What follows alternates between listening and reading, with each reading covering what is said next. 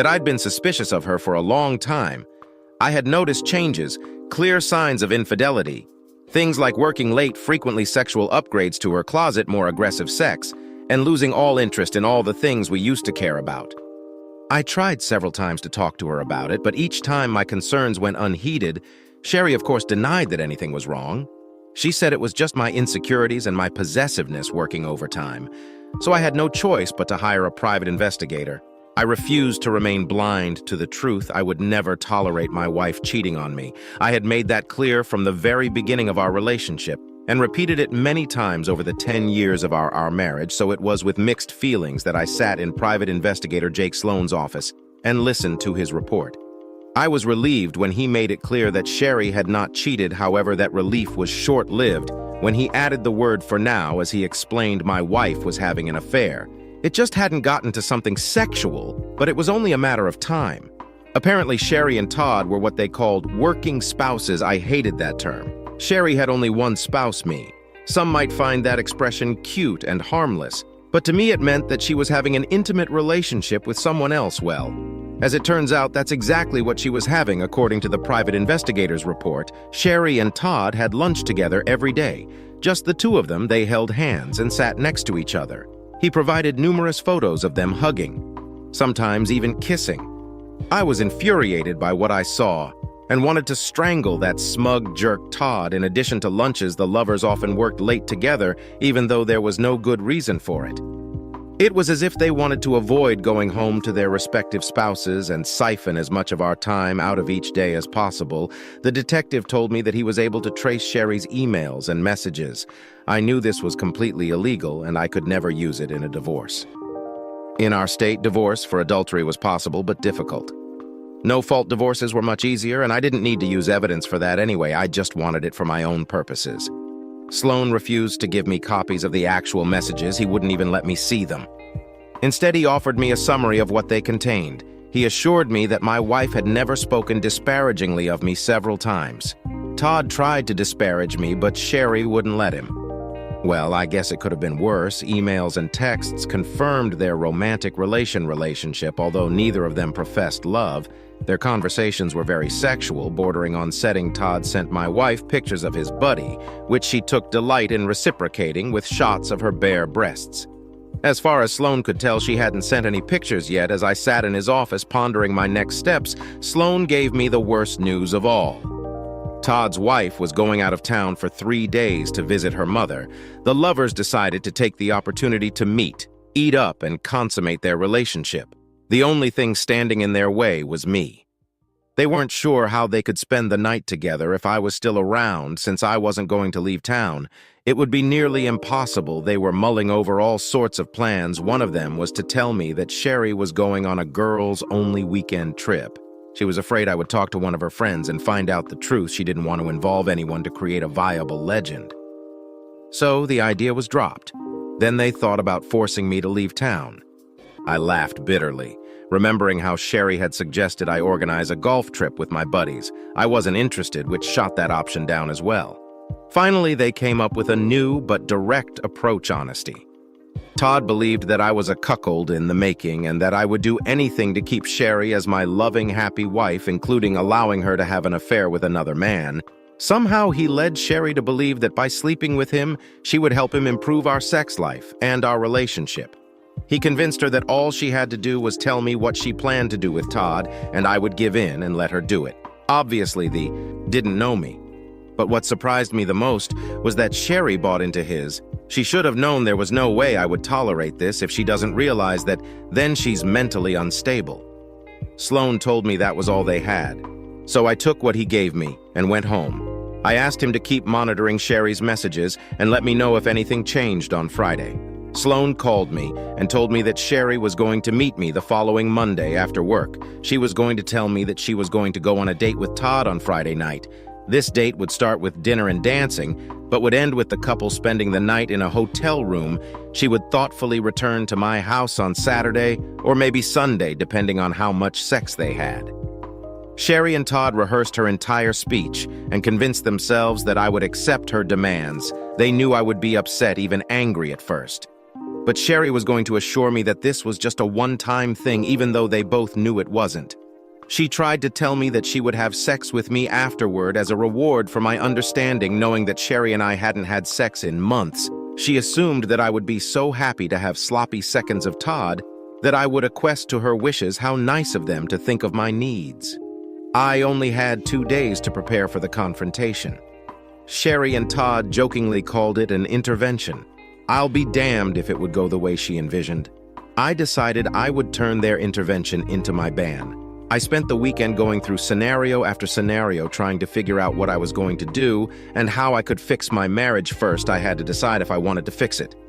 I wasn't sure I knew. As I thought about how I felt about Sherry, my plan of action evolved organically. I decided to deal with it directly and end it for good when we first got married. Sherry and I seemed blissfully happy. We spent all our time together, sharing everything we had experienced in life. She was my best friend and my best lover. Somehow it all seemed to disappear. Maybe that's just the way things work. Nothing lasts forever. Perhaps my view of marriage was rather old-fashioned and idealized. I thought we would be a team going through life together, fighting side by side against the trials and tribulations that would befall us. Sherry and I had been married before, but unsuccessfully. If that marriage failed too, maybe the problem wasn't us. Maybe it was the institution of marriage itself. How can people expect to maintain feelings, desires, interests, and passions when fate insists on being fickle and finding ways to change everything and everyone in a world of 30-second sound bites, fast-paced culture, social media, and instant gratification? Perhaps marriage, like dinosaurs and CDs, is obsolete. I thought if Sherry wants to be with Todd, maybe I should just let her.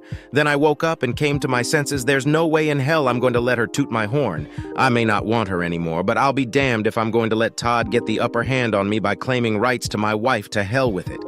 I was ready for a fight when my wife called me just after lunch on Monday. "Hey, Sherry," I began. "Is everything okay? You never call me at work anymore." "I hope everything is okay, hi, honey," she replied. Honey really did she use that epithet toward Todd, too. It's no big deal, I just wanted to make.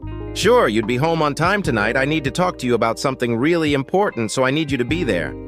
"Oh, good," I replied and added, "Yes, that's good, because I have some important news for you, too. I have to be home at 5:15 or so. Will that be okay?" She didn't answer right away when she asked that it was only to get information, big news. "What kind?" she asked. "I'll tell you tonight," I said, and decided to end the conversation. I'm right in the middle of my monthly report. I need to get it done so I can leave on time. I'll see you at home. I hung up the phone and walked down the hall to my boss's office to let him know I was taking the rest of the day off. He didn't mind, and that was good. I had a few things I needed to get ready for the ban. I was sitting at the kitchen table when I heard the garage door open at 5:26:07. I was nervous but also very angry. I was trying my best to remain outwardly calm while unbridled emotions raged inside me. I had an open bottle of San Blanc on ice and 2 glasses at the ready. 2 minutes later, the door opened, and Sherry walked in alone, tossing her keys and purse on the table. I was glad she hadn't brought Todd with her. That would have complicated things. I smiled. "Hi, sweetheart," I said, repeating the affectionate expur she'd used during the day. "Welcome home. Do you need some time before we talk, or do you want to get right to the point?" She was taken aback by my immediate desire to talk. I think she assumed we'd get to it eventually, and wasn't ready for it. So soon I wasn't going to let her get the upper hand. I wanted to keep her in suspense and keep her unprepared.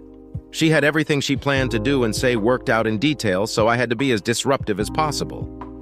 I didn't expect you to sit here and wait, but yeah, I think the sooner we get started, the sooner we can get on with our evening," Sherry said, coming over and sitting down across from me. "If you don't mind, I'll tell you my news first."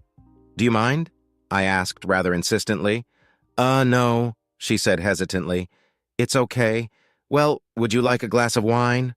I asked. I didn't wait for her answer. I poured us both a glass and put one in front of her. "Yeah, that would be great," she said with a sigh, lifting the glass and drinking half of it. I filled her glass as soon as she set it down, so this is something I've been thinking about a lot. I began, "I'm not going to beat around the bush. There's no point in dragging this out." I paused, deliberately trying to create tension. It worked. Cher stepped forward and stared at me. "What's the matter?" she asked. "I want a divorce," I stated bluntly, and waited for her to get the message. It took about 3 seconds. Sherry's face gave away her thoughts and emotions. First, she was confused, as if she didn't understand the words I was saying. Then it came to her what I had said, and she was shocked. Fear and anxiety were quickly replaced by surprise. She was afraid that I might find out about her affair with Todd. Why, she asked, afraid of the answer. I don't love you anymore, I said. It looked as if I had stabbed Sherry in the chest. You what, she asked, struggling with my statement. I've fallen out of love with you, Sherry. I don't remember exactly when stopped loving you. I lied. I knew exactly when. It was so long ago I tried to ignore it as long as I could, but lately I've been finding it harder and harder not to face it. What are you talking about? She asked me. She looked like she was about to cry. I was surprised by her reaction. Do you remember when we first got married? I asked. Remember how we spent all our free time together? If we went anywhere, a store, a movie, the mall, anywhere, we did it together. It was like we couldn't bear to be apart. She nodded. I remember Sherry said we both had jobs, but we made a special effort to have lunch at least twice a week, and we couldn't wait until work was over so we could rush home and be together. I missed you so much every day and looked forward to coming home kissing you and more often than not making love to you. We had hobbies in common. You made me take those stupid pottery classes with you. Do you know how much I loved doing it with you? I thought you hated pottery? Sherry said, looking at me intently. It wasn't about the pottery, it was about sharing the experience with you. I told her I loved every minute of it. I loved watching you do it and helping you. I loved your enthusiasm. It was the same with painting those darn Christmas Village buildings. We bought about a dozen of those little unpainted little houses that we painted together to make a display for Christmas. It was tedious, but we enjoyed it. Yours were always better than mine, Sherry said. Remember how many nights we spent together at the table applying paint to the shingles? Sherry nodded again. I loved you so much back then. We also spent hour after hour painting those big posters you picked up on your trip to Myrtle Beach. This was long before adult coloring books were in vogue. We still have hundreds of those coloring pens, but like our love, they've all dried up. Sherry visibly shrank. My love hasn't dried up. She parried defensively. I ignored her and continued. All our friends talked about how jealous they were of us. We did everything together. We took long walks every day holding hands. If I needed to run to the hardware store to tuck in the weed trimmer line, you would come with me. If you wanted to go shopping for clothes, I'd drag myself after you and wait outside the locker room. Yeah, but you hated it. She challenged me. You'd be on your phone all the time. You wouldn't look at the clothes with me. I didn't care what you chose. I thought you were beautiful, and everything I was there to be with you. I could have stayed home and watched sports. We talked about how other women in the neighborhood would get together to play bingo or have bachelorette parties. But you never wanted to go. Remember what you told me about while you didn't participate? Sherry wiped a tear from her cheek. Yes, I remember you said you didn't want to hang out with the chickens when you could hang out with me instead.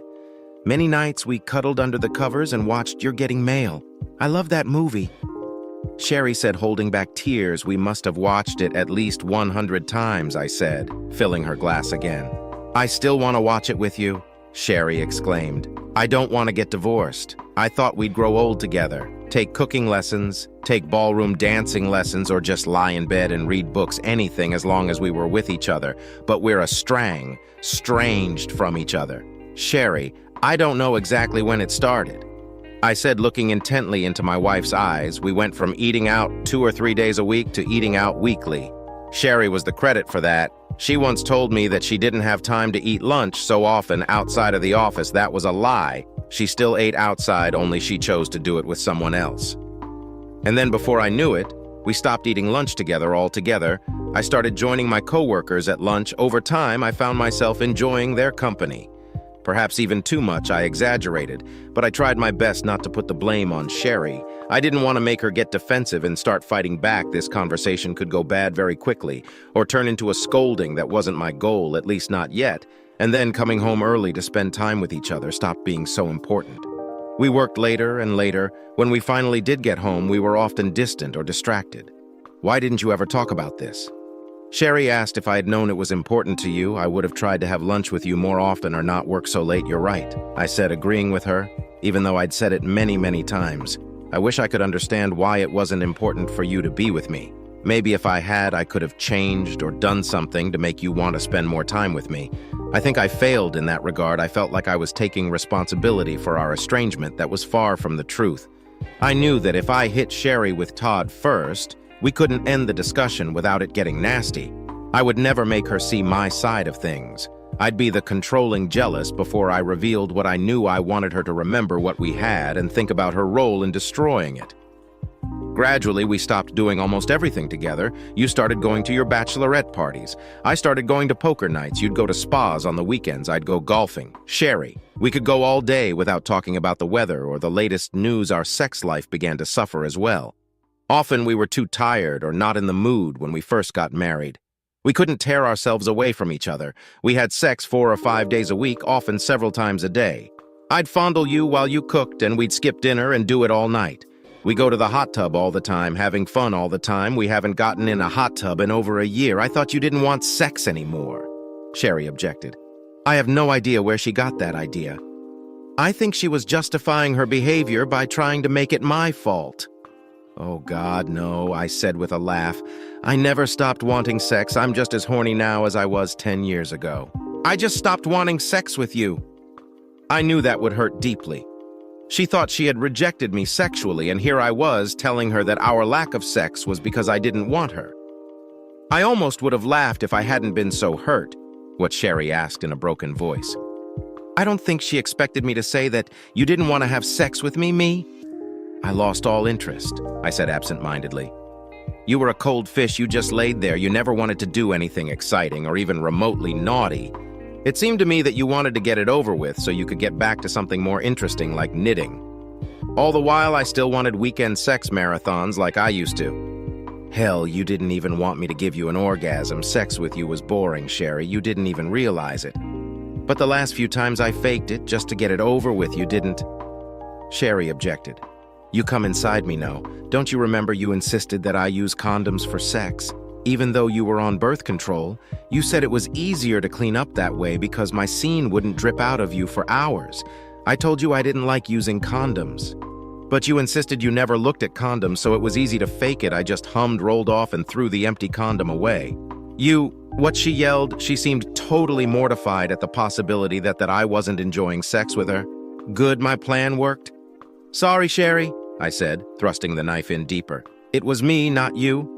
She stared at me for a few moments. Her tears had dried her face, flushed. I wasn't sure if it was from anger, frustration, or embarrassment.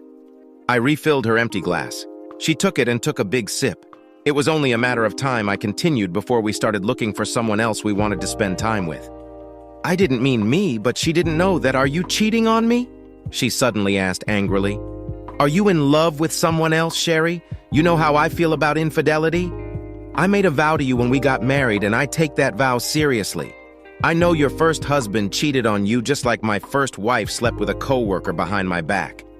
I would never do that to you, just as I know you would never stoop so low as to try to toot my horn. How could you think I would do that? I'm sorry, she apologized. You're right. I know you wouldn't do that. She looked guilty and couldn't meet my gaze. Her hands were shaking. Letting wait until after the divorce to sleep together for the first time, I stated clearly, hinting that I had a new love interest, which brings me back to my big news. I've already met with my lawyer and finalized the paperwork. You should be served on Friday. Wait, what she asked? Getting desperate, I told you that you'd be served with divorce papers on Friday. I said, trying not to smile, it's for the best. That way you can get your freedom back and do what you want. And so can I. We can admit that the last 10 years have been a waste of our time and move on. They weren't a waste of time for me. Come on, Sherry, I said, I think you want this as much as I do. I mean, let's be real. You haven't wanted to be with me for a long time. Our wedding was a mistake. I'm not the person you want to be with. No, you're not, she objected. I don't want a divorce. You can't get a divorce just because you want one. I don't want to divorce you. I want to be married to you forever. I love you. I'm sorry, Sherry, but I don't love you anymore. This is a no-fault divorce state, so we can just split all the assets 50-50. I mean, it's remotely possible to get more than half of the assets. But that's only if one of us cheats, and we can absolutely prove adultery. But none of us cheat, and are unlikely to do so before Friday. Right? So we can make a clean break. I'd like you to come with me to the bank tomorrow so we can divide the money from all our accounts. Equally, we'll have to open new accounts, get new credit cards, and change all the utility bills, and we'll have to sell the house. I have a realtor coming on Wednesday to put it on the market. Wait, you're in too much of a hurry. Sherry yelled. I don't know what to do. Please stop, she cried again. Don't worry, I've already packed my things and I'll be staying in a hotel room until I can move permanently. You can stay here until the house is sold. Wait, damn it! Sherry shouted. Please wait! There's no need to wait, I said, right? We don't have to put this off any longer. I mean, we have to take care of everything before Friday, don't we? Why, what's so damn important about Friday? She asked demandingly. Well, Friday is the day you go on a date with your boyfriend Todd, right? Isn't that the day you two plan to spend the night in a hotel together and all night? Sherry froze. Her eyes seemed about to pop out of her orbits. Her mouth was open like a dying fish. She tried to say something, but all that came out of her throat was a hiss. Did I have the wrong day? Wait, I said, pulling a folder from under a stack of Better Homes and Gardens magazines, and opening it, I pulled out a sheet of the private investigator's summary report and slipped it between us and showed it to Sherry. I pointed to the part about her plans to Todd on Friday night. No, I'm right, see it. Says here that you and Todd made reservations at the Gaylord, Texas for Friday night. That's not. She started, but I cut her off. It's not what it looks like, I asked her, finishing the sentence after her. Oh, do I need to show you the pictures of you and Todd kissing at lunch? She stared at me, and the tears flowed again. I'm sorry, she said quietly. Now I remember exactly when I stopped loving you. I said with a wide smile on my face. I stopped loving you the day I found out that you were planning to turn me into a cuckold with your coworker, just like my ex-wife. I'm sorry, honey, she blurted out, trying desperately to convince me I don't love Todd. This is just going to be a fling, something to rekindle our relationship. I'll spend the night with him, and then you and I will spend the rest of the weekend having hot sex like we used to. Todd said you'd love it, that it would turn you on and revitalize our sexuality. Yeah, that's right, revitalize our sex life instead of having hot sex with me. You're revitalizing the situation by someone else. Does that make sense? No. But she couldn't even get the phrase out. She changed tactics. Todd said, you'd do it if you wanted me to be happy. I want you to be happy. I said I want you to be happy with me like you used to be. I don't want you to be happy with another man. Are you out of your mind? Or what? How could you think I'd be okay with that? You should know how I feel about infidelity, yes. But she tried to find some way to justify her actions. It wouldn't be infidelity. I wouldn't cheat. You will give me your permission. Not in this life, I said. I know that now. I should have realized it from the beginning. I don't know what I was thinking. I guess I was bored and lonely. Todd turned me on again, bored and lonely. How could you be bored and lonely when we were happily in love and enjoying all our time together? I don't know, but she started again. Did you ever think you were bored and lonely because you cut us off? You stopped having lunch with me. You stopped spending time with me and doing things with me. You chose to avoid me and put yourself in that position. You chose to spend time with him instead of me. So if you were bored and lonely, you created this condition specifically so that Todd could be bored and lonely. I don't think I did that. She said, staring at me. She shook her head no. I can't believe I would do that. I thought you stopped coming to my house for lunch because you told me to. Don't you remember you kept telling me you were too busy, and then one Wednesday, the day of our lunch, I picked you up, and you didn't even bother to come into the lobby and tell me you couldn't come. You texted me to go to lunch without you. I stopped coming after that, and you never once even mentioned that we stopped having lunch. I don't think you even realized it. Sherry looked at her hands. You were so absorbed in your world that you didn't realize you were losing me. You were all about you and Todd.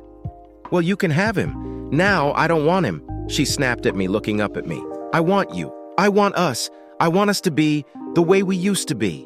I'm so sorry I screwed up. I gave up on us. It's too late, I said, shaking my head. You can't think that I didn't cheat on you. We didn't do anything. I'll never see him again. I swear I'll quit my job. I'll go work somewhere else, please. I don't want to lose you. I still love you. You've cheated on me in every way but one. But that's the most important thing. We didn't have sex. I was stupid. I was crazy about Todd. I didn't love him. I've always loved only you. I don't know what I was thinking. I would have gotten over him and come back to you as soon as I got rid of it. But it's over now. I can see it now. I know it. It was stupid. I was stupid. Todd means nothing to me. Please, baby, please don't leave me. It's not that simple. Sherry, why can't it be I screwed up? I did it, but you stopped me before I went too far. You did go too far. I disagreed. Just sex would have sealed the deal. I didn't do anything. We were just friends, she exclaimed. You should have been friends with me more than anyone else. I objected. I have a lot of girlfriends. I don't kiss them. I've never wasted time on them. I've never placed you with them, and I never plan to sleep with them and make you accept it. Sherry dropped her head in her arms, sobbing. I will never again neglect you and take you for granted, I swear it. Please, can't we treat this as a big mistake? Can't you forgive me and give me another chance? This isn't Monopoly where you can get jail from a free card. I told her you didn't just make a big mistake, you left our love and gave your heart to another man. No, he never had. My heart. My heart was always yours, and you were going to give him your body, but I didn't. You stopped me, damn it. Don't you love me enough to fight for me? Do I mean so little to you? You meant everything to me. I'd fight anyone for you. I'd die for you. Now I wouldn't piss on you even if you were on fire. Sherry let out a piercing scream. She grabbed my arms and tried to pull me to her. No, please, you can't think like that. I'm so sorry. I'm so sorry. You have to believe me. I think you're sorry, I said. It shows me that you're not exactly a self-centered, heartless. Then can you give me another chance, please? I'm begging you, please don't leave me. I'm not leaving you, Sherry. You did this on your own. I truly believe you're sorry. Maybe someday I can forgive you, but it doesn't change anything. I don't love you anymore. It's over, but don't worry. You always have Todd to comfort you. Todd is married, she said through her sobs. He only wanted to me. He didn't want a relationship. I grinned. Well, he might change his mind. Now I'm sure his wife had something to say to him today. When he got home, she and I used the same divorce attorney. Cher's jaw dropped again. I pushed a folder across the table to her. The full investigator's report is here along with pictures of you and Todd. His wife has a copy also. In there is all the information from my attorney about the divorce and how we propose to divide the property. I suggest you read the whole thing. No, baby. Please, she pleaded. Don't do that. If you want to come to the bank with me tomorrow, call me and let me know. I got up from the table and walked out of the house, ignoring the sound of my wife crying. Epilogue, Sherry was log. Sherry. Struggling with the divorce, I didn't want a protracted and expensive legal battle. So when the judge suggested I see a marriage counselor, I agreed. The counseling helped more than I expected. Sherry and I got in touch with our feelings. We communicated about everything, open lie and without judgment. She was able to understand why she had fallen victim to Todd's advances and almost lost me and our marriage. I was able to explain my pain and the humiliation she had caused me. The counselor was proud of our progress. After a few sessions, I returned to the house. We had hot sex several times. Sherry was very willing to do anything I wanted sexually. A year later, we were back to being the loving couple we were when we first got married. Sherry changed jobs and now worked for my company. We drove to and from work together and ate lunch together every day. We didn't do this because we felt obligated or controlled. We did it because we wanted to be together. In fact, we did almost everything together. We put up a little Christmas tree and finished painting 2 pictures we had given up on years ago. We enrolled in another ceramics class and signed up for ballroom dancing. I even found a box of all the colored pens. Much to my surprise, they weren't dry after all. One night as we were cuddled under a blanket eating popcorn and watching You've Got Mail, Sherry kissed me and said, "Honey, I need to talk to you about something important." I saw tears come to her eyes. I felt my heart skip a beat and I started to panic before I could say anything. Sherry continued, "You're going to be a daddy." I smiled and wiped the tears from her cheek, saying in my best Tom Hanks accent, "Don't cry, seller's good, so I'm just obsessed with happy endings, sue me." What? I turned my head sharply to look at my wife, Carol. "What did you just say?" I asked, not believing what I had just heard. "Dan, I know you're going to be angry, but I'm not thrilled right now, and I'm thinking about having us trial separation so I can get my act together and decide what I want." Carol told me as I stood on the veranda grilling steaks, "My friend Karen has a spare room, and she said I could stay with her for the time being. When were you going to tell me, Carol, or were you just going to leave me a note on my pillow tonight?" I said a little louder than I probably should have, "Don't raise your voice, Dan. I don't want Andy to hear what we're talking about." She said, "Andy, our 6-year-old son, I knew you'd react this way. That's why I didn't want to bring it up until tonight. In other words, you've already decided to leave. Are you going to tell Andy, or are you going to leave it to me after you leave?" I asked in a sarcastic tone. "I'll tell him myself tonight before I go to bed," she replied. "It's not forever, you know." "Well, yes, you're moving in with that. ___. Karen, I guess I should have seen it coming. I told her, getting angrier by the minute. Tomorrow I'll prepare the papers, you sign them, and by Wednesday I'll file them in court." What documents followed her question? Well, if you're going to leave, I want it to be a legal separation. Then when you don't come back, it will automatically become a divorce decree. That way we don't have to go through all the hassle twice. I told her I don't want a divorce, Dan, just some time to myself to sort some things out. That's all, honey, Carol replied. __. Carol? I spat back. I've been asking you to talk to me for the last 4 months, but you've been too busy with Karen and your new friends to carve out the time. Now you want to move in with your new friend Karen to do what you've probably wanted to do for the last 6 months. I was now yelling, but you won't do that with my blessing, and I'm certainly not going to stand by and become a cockled because of you or anyone else, I said, slamming the lid of the grill shut. Things weren't going at all the way Carol had expected. She knew Dan would be angry. But she thought she could convince him that this would be an experience for both of them, but now it was blowing up in her face. Dan, please, was all Carol could squeeze out before he raced away in anger, leaving her to watch the grill, taking the steaks off the grill and putting them on a plate. She went to look for him. She found Dan upstairs in their bedroom. He was literally tossing all of her clothes and everything else and carrying them to the spare bedroom. Take your __. And get the hell out. I don't care anymore. I yelled at her. I'll send the paperwork to your office, sign it, and get it back to Keith, the lawyer I've been dealing with for the last 6 years. Don't worry, I'll take Andy to dinner so he doesn't have to watch his mother abandon him, I said, grabbing my coat and my son before heading to my car. Karen, this is Carol, she began. Dan took it badly, really badly, and is threatening me with divorce. Carol said, tears welling up in her eyes. I told you he wouldn't be happy, but he'll come around soon, so don't worry. Karen told her over the phone, heck, in a couple weeks he'll be begging you to come back, and then you'll have him right where you want him. I hope you're right, Karen, because right now he's ready to throw me out the door and start the divorce papers, she said hesitantly. I need some rest, but I don't want to break up my marriage at all. Carol said, I'll come over and help you with your things, Karen. Told her the sooner you are alone away from him, the sooner you will realize what you really want. Having said that, Karen drove up, helped Carol pack most of her things, and they were out of the house before Dan and Andy returned. I had seen this coming a long time ago. Carol and I were both accountants and had met 8 years ago when we were both auditing the same troubled company. We each represented a separate bank that had a controlling interest in the bankrupt company. We worked together and ended up having lunch and dinner with each other almost every night. It took us a full week to finish our background checks, and by then we discovered that we really liked each other. Carol was about 5'6" in tall with brown hair and weighed about 175 pounds. She had a pretty face but was a little stocky. I was about 5'8" in tall, about 195, and at 22 I already had a spare tire around my waist from eating fast food every day. We were made for each other. 4 months later we were married, and 8 months later Carol discovered she was pregnant. Carol had a difficult pregnancy, being bedridden for the last 5 months and gaining a ton of weight. By the time she gave birth to Andy, she had bloated to almost 250 pounds. I, however, never said a word. I loved her regardless of her weight.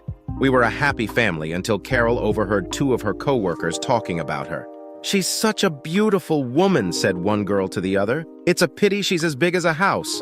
I wonder if her clothes are custom-made from Omar's clothing store, the tent maker, she asked, laughing loudly. They may have found it funny, but Carol did not. Carol was crying in the bathroom when Karen walked in. Are you all right, Carol? She asked. Everyone thinks I'm a fat pig? She said, crying. If they only knew how hard it is for me to lose weight. They wouldn't be so mean, she sobbed. Look, girl, all you need to do is go on a good diet and join a gym. Karen told her, you're a beautiful girl hiding under all that flabbiness. That's all you just need to make a decision and do it. And Carol did. I kept the books for a local gym and got a lucrative membership. So we joined a workout the following week. The gym had a kids' room so we could take Andy with us after work. When we both went, Carol was an obsessive woman and worked out 6 days a week while I could only manage 3 a week. Then Carol went to the doctor and got a prescription for weight loss pills. I didn't like it. But Carol was on a mission to lose weight. 8 months later, Carol had lost 125 pounds and looked fantastic. She had bought a whole new closet, and everyone, including the men at her job, said she looked great.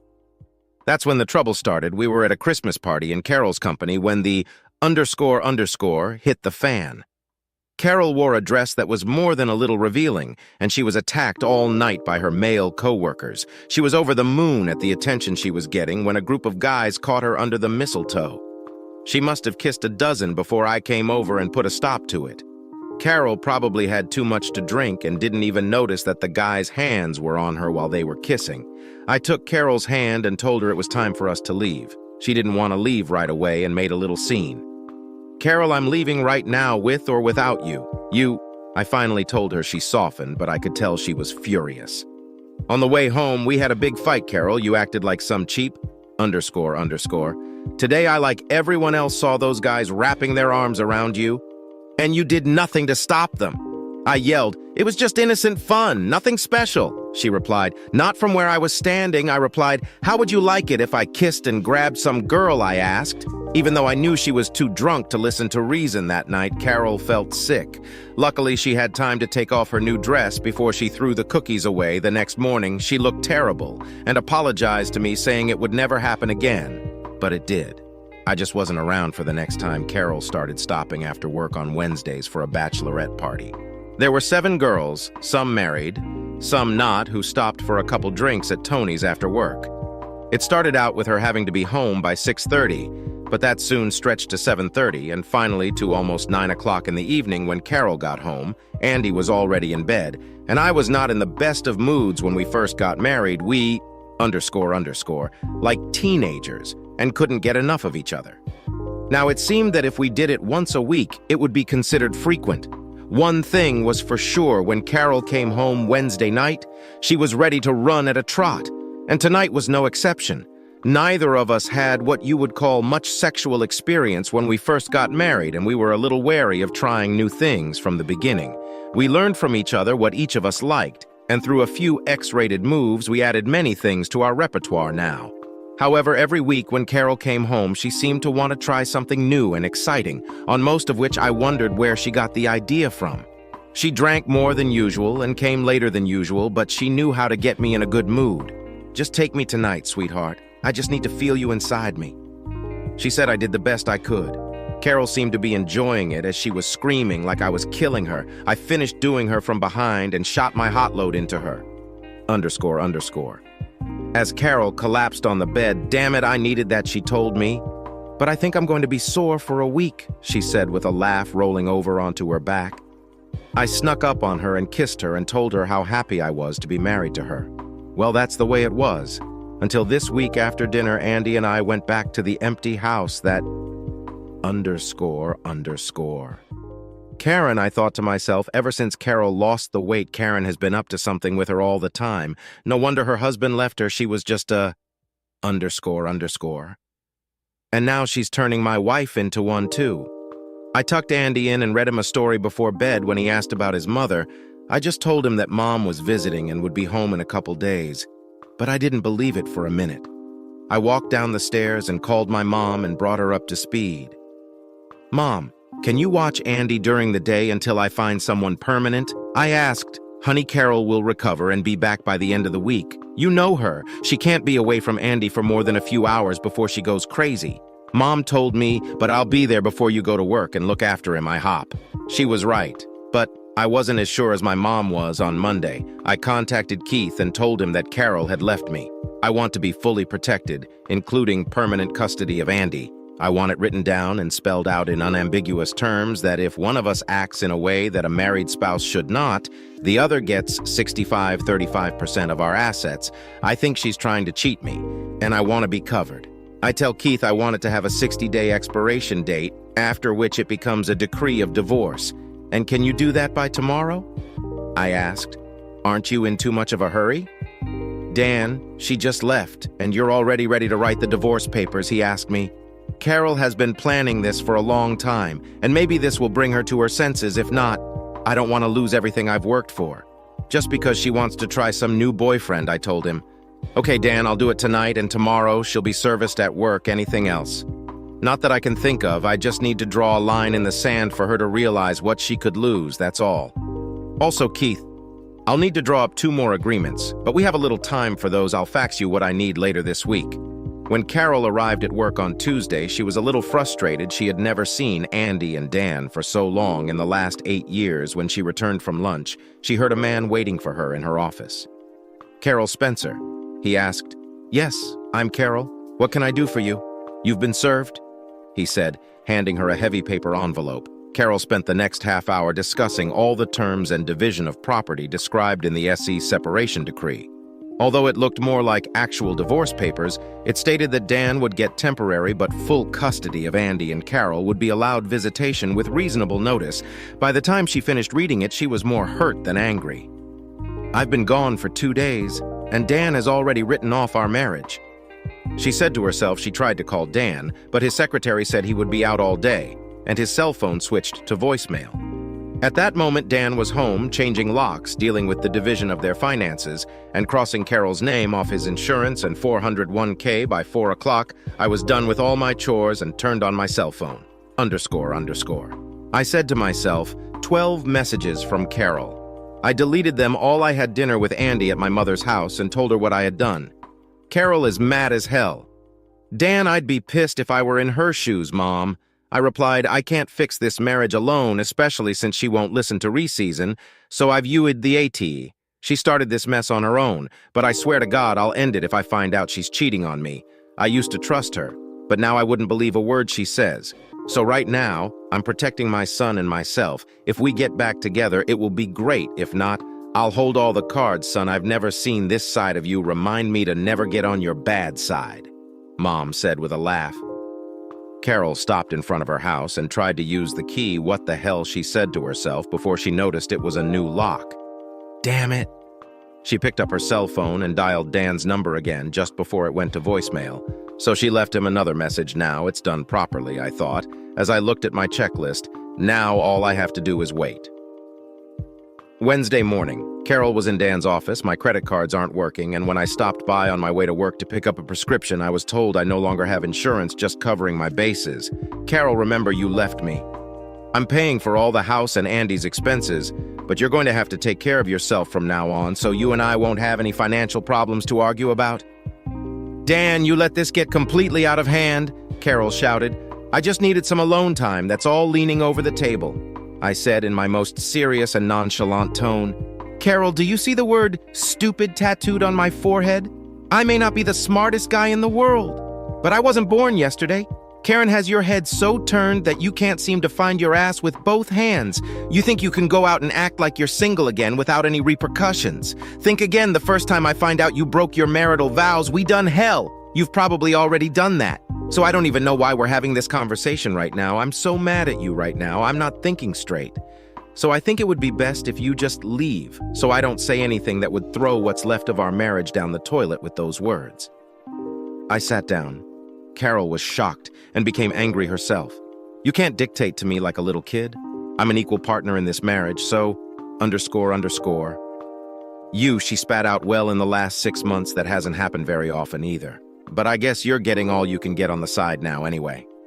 I said loud enough for Carol to hear. With those words, she turned and walked out. I knew she hadn't done anything yet, but was close to it. You see, I started following her around on Wednesday about a month ago. There was a lot of kissing and hand play, but that's all there was. I knew she would be thrilled living with Karen, so I wanted to make sure Carol understood exactly what would happen if she cheated on me. The first 2 weeks were rough. Carol made it a rule to visit Andy, but never spoke more than 2 words to me. I still kept an eye on her, but nothing new happened. She was still seeing Karen and her friends, but not just on Wednesdays, but at least 4 nights a week. Looks like someone is trying to catch up, I said to myself as I looked at the report. However, I had found a nanny of sorts to take care of Andy, a girl fresh out of college who couldn't find a job. Beth was a 23-year-old blonde, about 5'9" in tall, skinny build. She had gotten her degree, but could only find part-time work. So when she saw my ad for a nanny, she jumped at the chance. Beth came from a large family and knew how to care for little boys. She had 2 younger brothers. So we came to an agreement on pay and hours, and she moved in the next day. Beth worked as a waitress at the family's mid-priced restaurant on Mondays, Wednesdays, and Saturdays. On other nights, we all ate together. After a few weeks, Andy became very casual with Beth, especially when she read to him before bedtime. Beth I really appreciate you going the extra mile with Andy now that his mom isn't with him. He needs all the stability in life that I can give him. I said with the best smile I could muster. I know about you and your wife.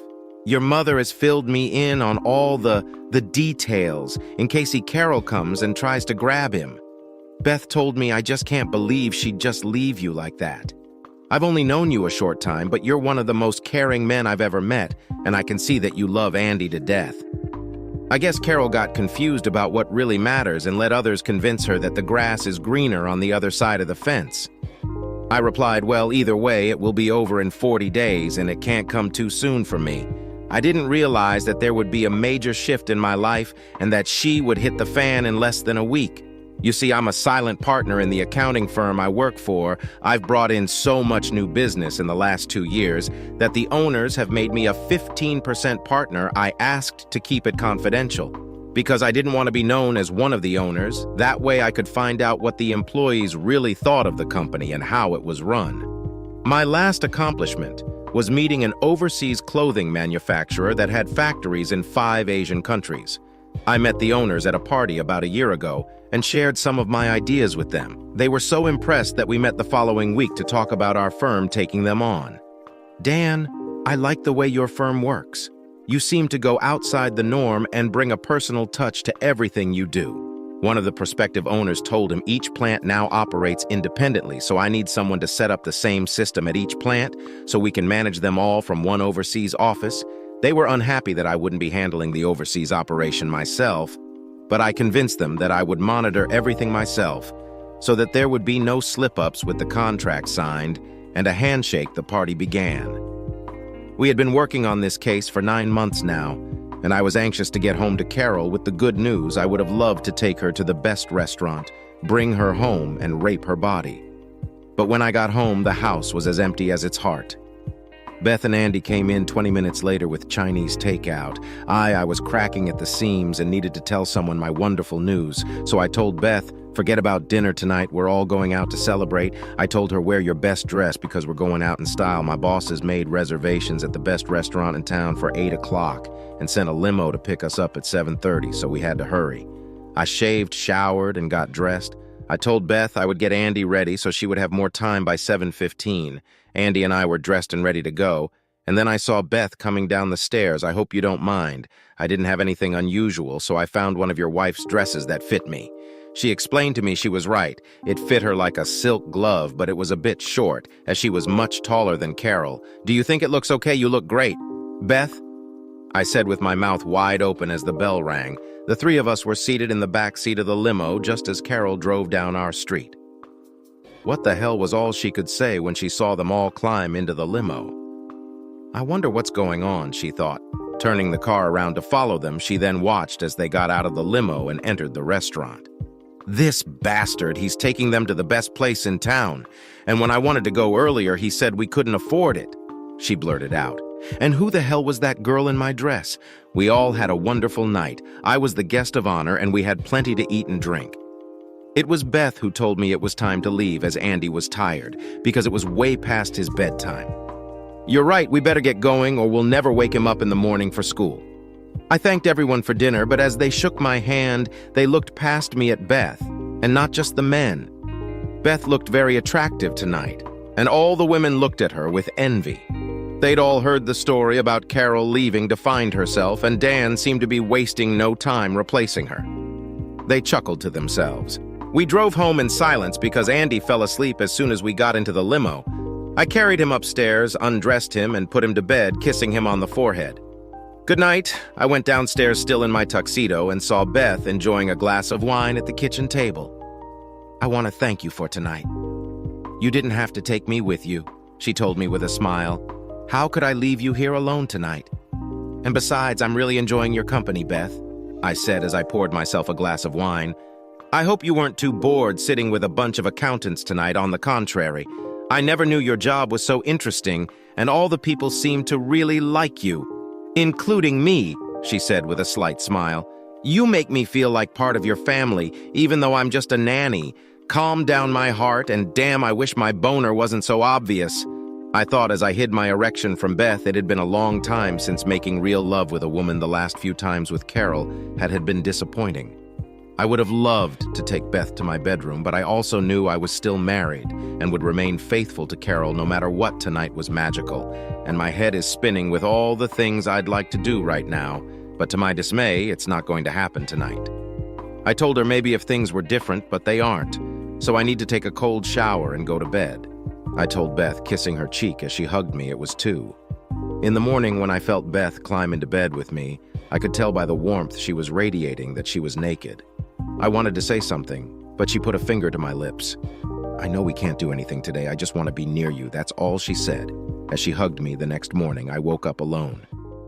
I found Beth downstairs dressed, making breakfast for the 3 of us. No one said anything. Carol was out of her mind here. I am trying to figure out what I want out of life with Dan, and he's already kicked me to the curb and found some __. She said, slamming her palm on the table. She had made the mistake of mentioning this to Karen, who had told her that all husbands cheat on their wives and that tonight they should go out and celebrate her newfound freedom. She didn't feel like going anywhere and partying tonight, and she really wanted to talk to Dan, but he was always at some other damn meeting. Carol and the group met up at Tony's again, and it was packed as usual. After a couple drinks, most of their company headed home. But not Carol and Karen. A couple of good-looking guys were trying to claim her, and Karen was already making out with one of them. The other guy had her on the dance floor, and when the slow dance started, she melted into his arms. His warm hands slid all over her body, and Carol felt herself slowly succumbing to his flirtations. It had been a long time since she had been with a man, and this guy was stunningly handsome, had the body of a Greek god, and wanted her as much as she wanted him. She never stopped him when he kissed her while dancing. She never once stopped him when he led her to the corner of the dance floor and pinned her against the wall. However, she should have stopped him when he ran his hands under her dress, fondled her breasts, and pushed her thong aside. Yes, she should have stopped him, especially since Dan's hired private investigator was taping the whole thing. The 4 of them went back to Karen's place, and although Carol was now lying naked on the bed next to him, she finally came to her senses. I just can't. She said, "I'm still married and I still love my husband," no matter what she said, ignoring his objections. So he left her alone, and Carol took one of 2 cold showers that night. "I have to get my head and ass in order." She told herself the next morning, but what was beyond her control was beginning to change her life, and not for the better. On my computer screen, I saw pictures of Carol, the last one showing the 4 of them entering Karen's apartment. I emailed them to my attorney and told him to get the papers together, but put them off until Monday. "It looks like she's finally made up her mind," I said sadly, because I really wanted to meet Carol again, but now it was no longer possible. "I'll take care of the Asian project myself." I told my superiors the next day I need to get away, and this will give me time to clear my head and get my life in order. I told them Dan all set to launch on the 12th, which is a week from next Tuesday. "Can you be ready to go?" They asked, "Give me 2 days to get my affairs in order and get settled with my apartment, so I have somewhere to send my stuff." I told them I have 2 more people to talk to today, and if everything goes according to plan, I'll be ready that same day. I assigned my staff to take care of all my unfinished projects. I sketched out the paperwork to give my mom power of attorney and told Keith to file the paperwork for Carol the following Monday.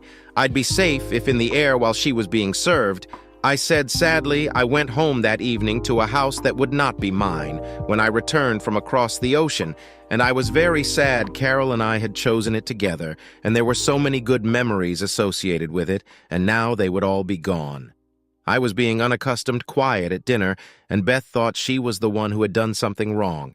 "No, I just have a lot on my mind, and we'll talk after Andy goes to bed." I told ER by 10 o'clock. There was silence in the house, and we were both staring at each other. Beth spoke first. "What's the matter, Dan? If it's about that night, I'm sorry, and it won't happen again. I promise," she told me. "Beth, it's not about that. Remember that party the company threw me a couple weeks ago? Well, I've decided to do some overseas work myself, and Andy and I will be leaving early Monday morning." I told her, "And I have an important question for you." I began seeing Beth start to cry. "Do you want to come with us?" She turned from crying eyes to a smile. "Damn yes," she said, throwing herself into my arms. "Do you have a valid passport?" "Beth," I asked. "I renewed it last year when I went on a cruise with my college friends." She told me, well, that's fine. Then you'll need to have everything packed by Saturday because they ship all our stuff ahead of time, leave exactly enough clothes to last through the weekend, and travel clothes for Monday. You can tell your family and friends, but I don't want Carol to find out until we're in the air. I'm not sure it's totally legal to just take Andy with me and leave, but I'll do it anyway. I'll answer any questions when we get back. I told her that same evening I met with my mother and explained everything to her, including giving her my power of attorney. Carol will probably be okay Monday afternoon, but I still want you to put the house on the market next week. Keith will send you a copy of the papers I'm sending Carol, and if she has any questions, just tell her to talk to Keith. Are you sure that's what you want? Dan, don't you want to try to work it out with her mom? Asked, she made her own bed, and now she can sleep in it with whoever she wants. I said, are you taking Beth with you? She asked, trying to get the last phrase out of her son. I don't know exactly where we're going, but she makes me smile and keeps me sane. Other than that, I might have some real feelings for her, and that's all I'm going to say. We'll be there Sunday night so you can say goodbye to Andy. I tell her on Monday. Carol was trying to get Dan on the phone when she was told at work that he was busy on some special outside project, but would give him a message, so what the hell is he doing? She thought, trying unsuccessfully to reach him. Carol Spencer? The man asked. She nodded. You've been served, he said, holding out an envelope to her. Now what she asked. Opening the envelope, there was a short note from Dan saying that he had made a decision. I hope you have a wonderful life. That was how he ended it. And then she saw the pictures. Oh, underscore, underscore, was all she could say. Where the hell did he get those pictures? She thought that son of a underscore, underscore must have been following me, she said as she flipped through them. They weren't the kind of pictures you wanted to see your wife with another man, but I've never slept with him.